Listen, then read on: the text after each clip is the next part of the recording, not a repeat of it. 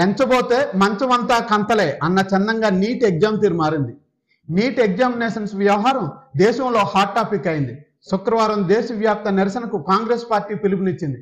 ఎందుకంటే కన్నీ విన్ని ఎరగని రీతిలో 67 మంది క్యాండిడేట్స్ కి ఆల్ ఇండియా ఫస్ట్ ర్యాంక్ లో రావడం దేశవ్యాప్తంగా చర్చకు దారితీసింది.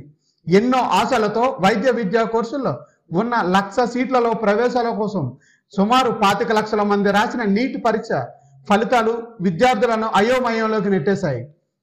నీట్ వివాదంపై కవర్ స్టోరీ. దేశంలో వైద్య విద్యా కోర్సుల్లో ప్రవేశాల కోసం నీట్ 2024 ఎంట్రన్స్ టెస్ట్ ను మే 5న నిర్వహించారు. దేశ విదేశాల్లో 4,750 ఎగ్జామ్ సెంటర్లలో నీట్ ను కండక్ట్ చేశారు. 1.09 లక్షల ఎంబీబీఎస్ సీట్లు ఉండగా సుమారు 24 లక్షల మంది నీట్ ను రాశారు.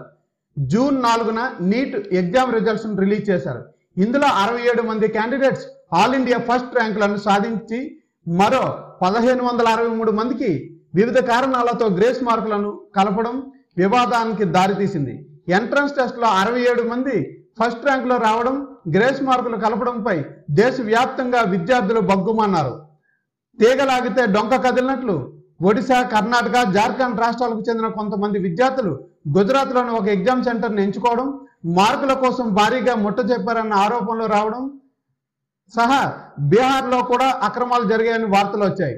దీంతో బీహార్ గవర్నమెంట్ సిట్ ను ఏర్పాటు చేసి చేపట్టిన దర్యాప్తుతో నీటు అక్రమాల గుట్టు రట్టయింది.